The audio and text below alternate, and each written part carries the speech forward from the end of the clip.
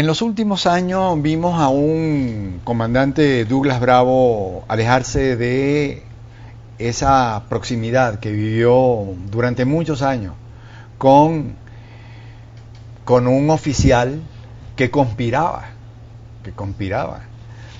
contra sus principios, pero también conspiraba contra la Constitución.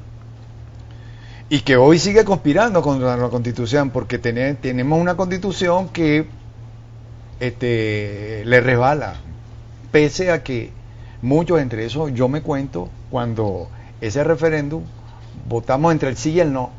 Bueno, yo fui uno de los que voté por el no, porque entendía que la Constitución escondía esas trampitas que hoy están permitiendo hacer que el gobierno, bueno, haga y deshaga.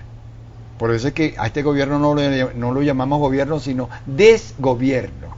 Ahora bien, sería interesante, Douglas Bravo, que usted nos dijera por qué entonces se distanció de Chávez, qué vio para que tomara esa decisión que le ha valido mucho mayor espacio político a su causa, a una causa política que ha denominado usted tercer camino. No tiene tiempo para tercer camino. Hace mucho tiempo, claro. Chávez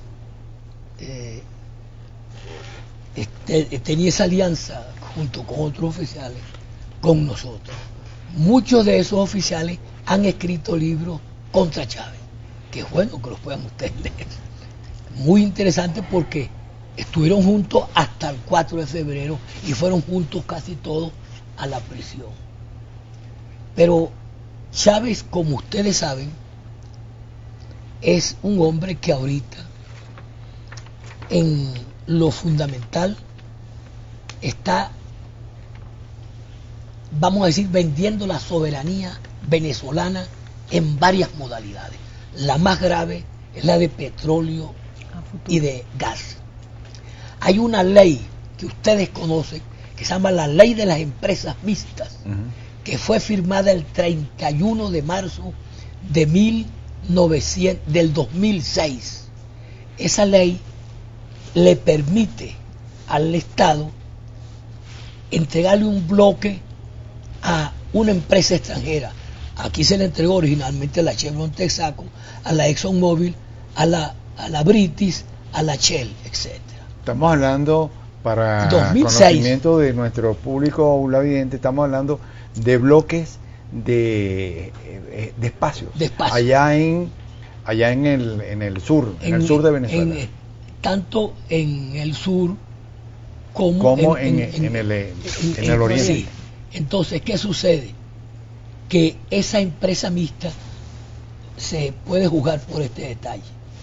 El 40% se le da en propiedad a esa empresa extranjera, que eso no había sucedido ni siquiera con Juan Vicente Gómez. ¿Cómo será de violatorio a la tradición patriótica y nacionalista de nuestro país este gobierno en ese sentido?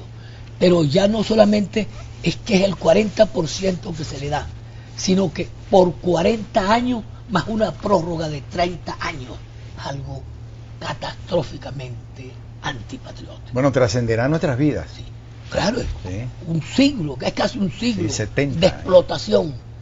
Y luego, después de esa entrega, vienen otras, como son allí mismo, en la faja petrolífera del Orinoco, lo que se llama préstamos, pagaderos con petróleo a largo plazo. Es decir, que vuestros hijos, vuestros nietos, no podrán pagar esa inmensa deuda. La deuda de Venezuela se va remontando ya, sin haber vencido el año, a los 200.000 millones de dólares. Y al mismo tiempo, oigan esto, solamente la de PDVSA ya llega a los 105 mil millones de dólares.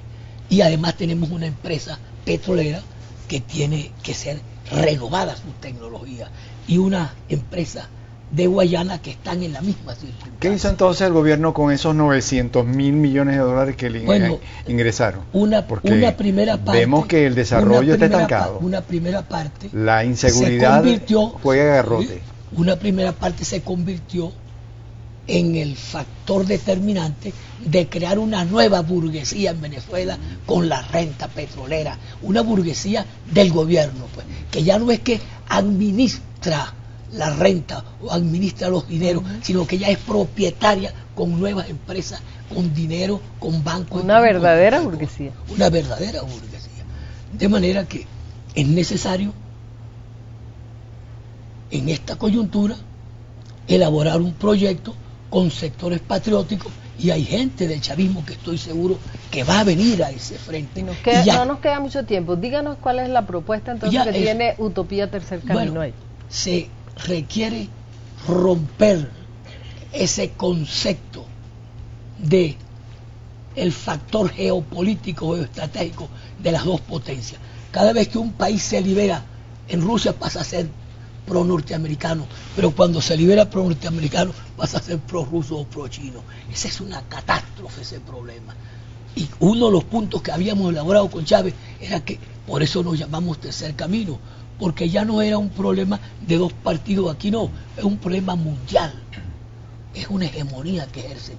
Entonces el primer punto es cómo romper la hegemonía mundial del coloniaje que ejercen esa superpotencia sobre los países. Y el segundo elemento, cómo llevar a cabo la ruptura total de la vieja civilización capitalista por un modelo nuevo, que nosotros hablamos de convivencialidad, porque es la convivencia del hombre con la naturaleza, y no solamente con la naturaleza, sino con los instrumentos para producir su sustento de vida, que cosa que no se garantiza ahorita, porque todos los instrumentos son dañinos para la naturaleza.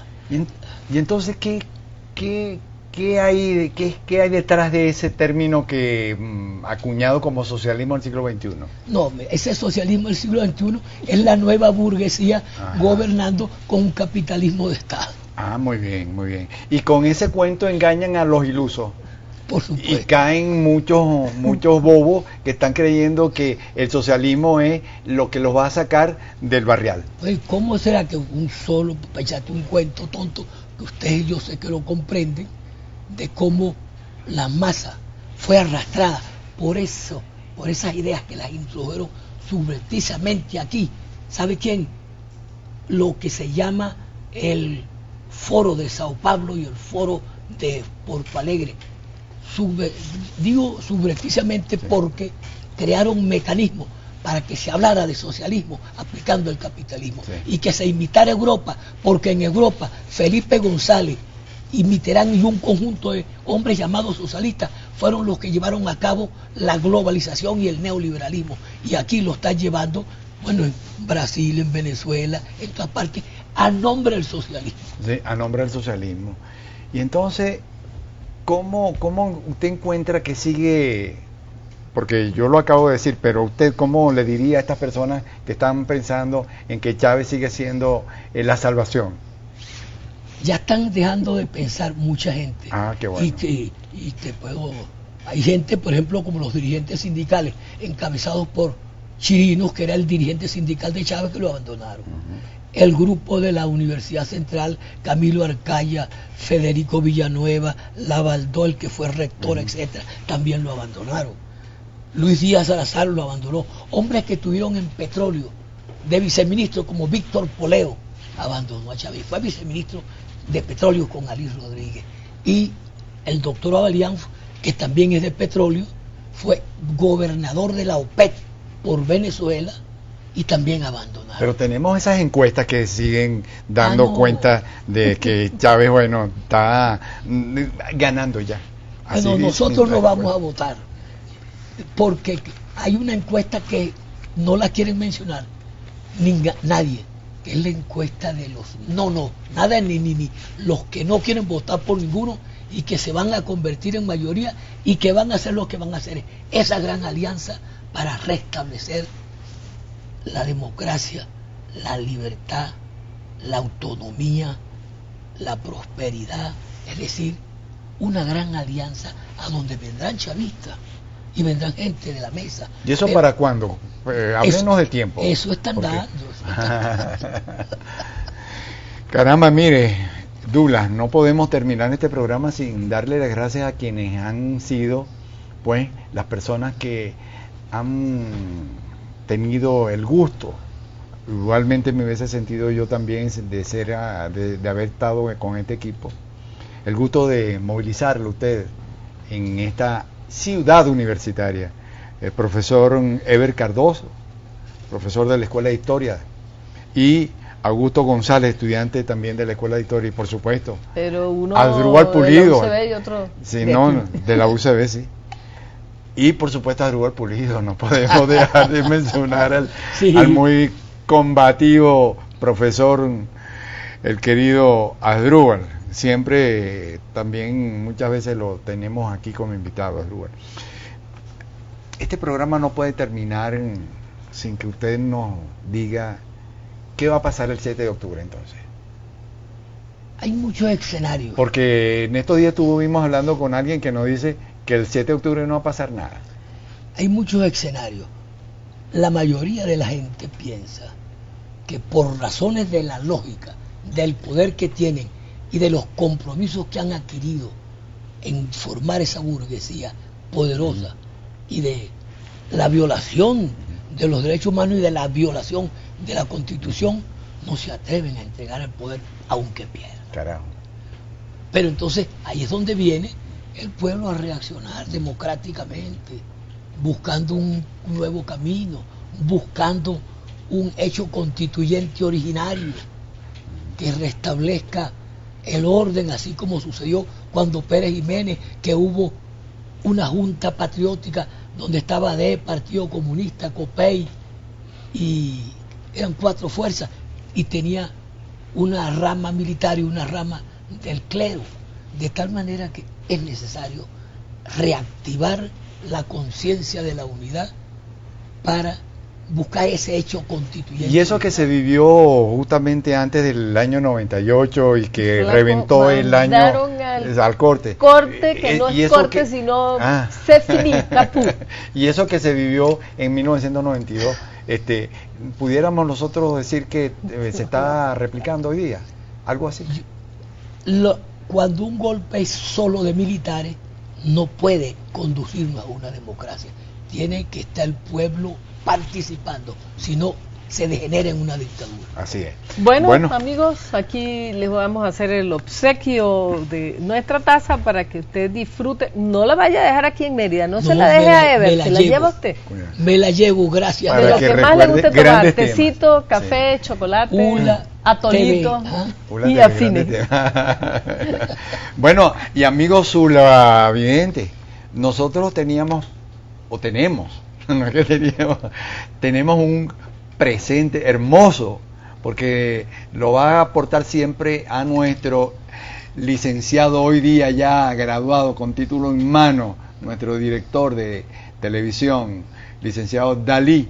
Pues el próximo programa será que vamos a hacer público esa entrega, no lo vamos a hacer antes, para que ustedes sean testigos de que somos el programa que agradece, pues a través de pequeños detalles, pero es una manera de grabarnos en el recuerdo y en los sentimientos.